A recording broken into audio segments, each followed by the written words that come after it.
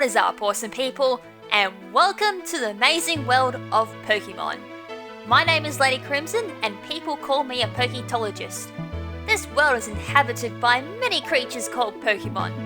To Pokeologists like me, Pokemon are our friends. To some people, Pokemon are pets. Others use them for fights. Myself? I study Pokemon biology as a profession. We don't know everything about Pokemon, and there are still many mysteries to solve.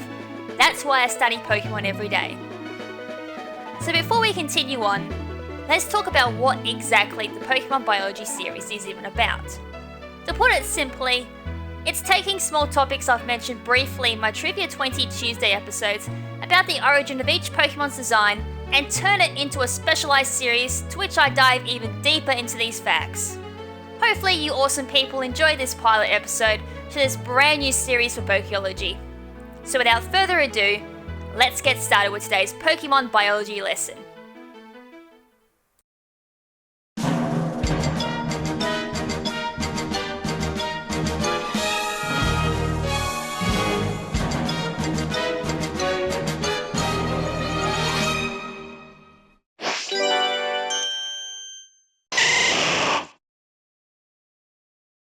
Venusaur, known in Japan as Fushigibana, is a grass poison type Pokemon that first made its appearance as the mascot for the Japanese exclusive version of Red and Blue titled Pocket Monsters Green, and would later serve as the mascot for Pokemon Leaf Green, a remake of the first generation games. Fushigibana is a combination of the word for mystery, Fushigi, and the word flower, Hana, which is also considered a pun for Fushigi na Hana. Nintendo wanted to give various Pokemon species clever and descriptive names, related to their appearance or features when translating the game for Western audiences, as means to make the characters more relatable to American children. As a result, Fushigibana was renamed to Venusaur in the English localization, which was a combination of Venus, which refers to the Venus flytrap plant, or venom, and the Greek word saur, which refers to lizard or dinosaur. Venusaur is known as the seed Pokemon, and it is the final stage of Bulbasaur's evolution line. The seed on its back finally blooms into a huge flower, vaguely resembling a rafflesia.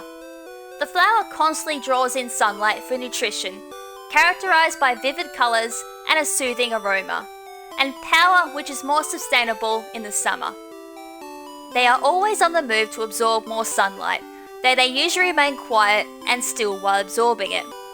After it rains, the aroma is much stronger, which attracts other Pokemon. Did you know?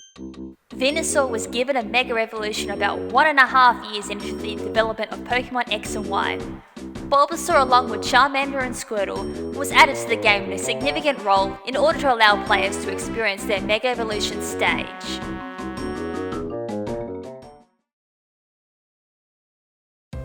Venusaur is a squat, quadruped Pokemon with bumpy bluish-green skin.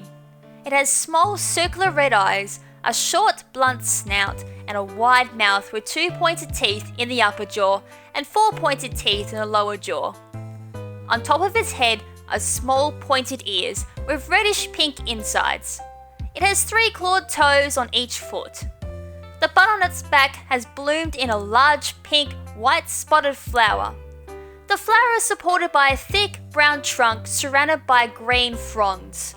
A female Venusaur will have a seed in the centre of its flower. As Mega Venusaur, the flower on its back grows larger and 2 new pink flowers bloom, one on its forehead and one on its rear. Additional leaves with woody stems are grown around the flower that is supported by vines that grow from the base of the flower. Mega Venusaur also develops darker patches of colour on its forehead below the new bloom. Its leg and frame also become sturdier to support the weight of the flower. Did you know? If you choose Charmander as your starter Pokemon in Pokemon Red, Blue, Green, Fire Red or Leaf Green, it is impossible to get Venusaur registered in the Pokédex without trading, as no NPC in the said games uses a Venusaur under this condition. Well, that just bloody sucks if you don't have any friends.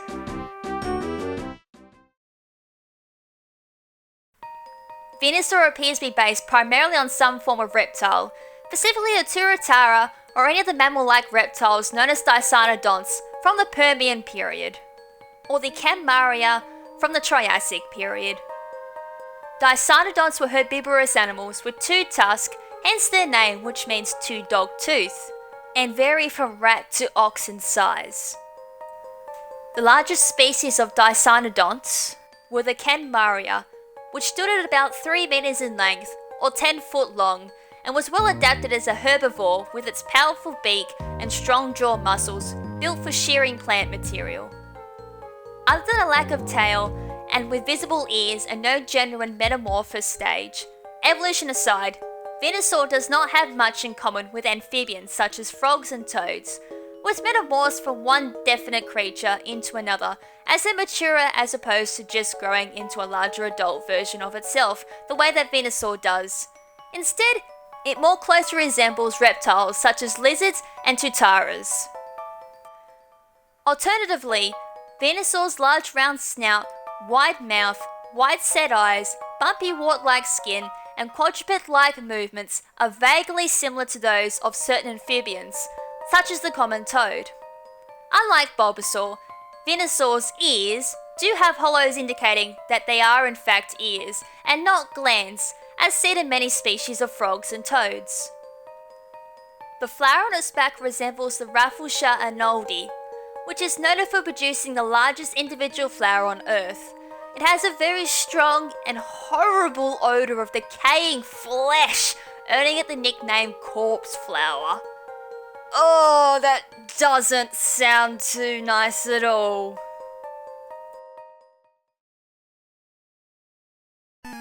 During my time on the competitive Pokemon battling scene, I have used various Venusaur sets ranging from Wall, Bulky Sweeper, Stall, and only just recently experimented with both Physical and Special Sweeper.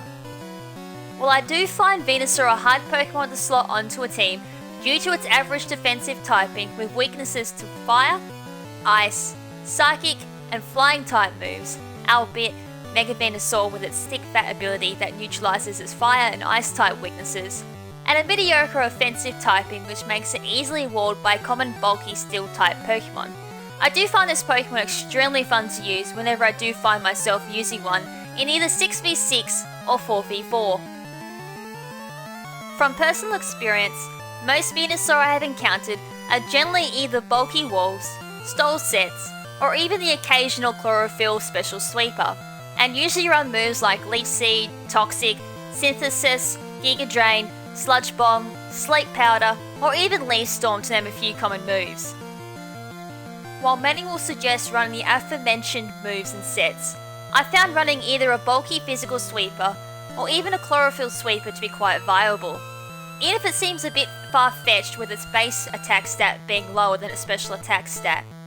Keep in mind that the following moveset is only a suggested guideline that can be modified to suit the needs of your team. So I present to you my physical sweeping Venusaur sets. The first variant is the chlorophyll variant. EVs on this set stand at 252 EVs in health, 252 EVs in attack, and a remaining 4 EVs in speed. However, you can balance out the EVs in health and speed to guaranteed Venusaur will outspeed opposing Pokemon. Adamant is preferred nature as Venusaur's chlorophyll ability doubles its speed in the sun. In regards to the arsenal moves I run, I tend to stick with Power Whip, Earthquake, Sword Stance, with the final move depending on if I am using Venusaur for doubles or singles. For doubles I run Protect and singles I run Synthesis. You can swap Power Whip for Seed Bomb if you feel Power Whip's shaky 85 accuracy will cause trouble, and Earthquake can be swapped for Knockoff if you want to cause item destruction to any swap-ins for single battles. Sword Stance can be swapped out for Sleep Powder. The other variant I run is a bulky sweeping Venusaur. Very similar to the chlorophyll variant, however I only use this set in single battles.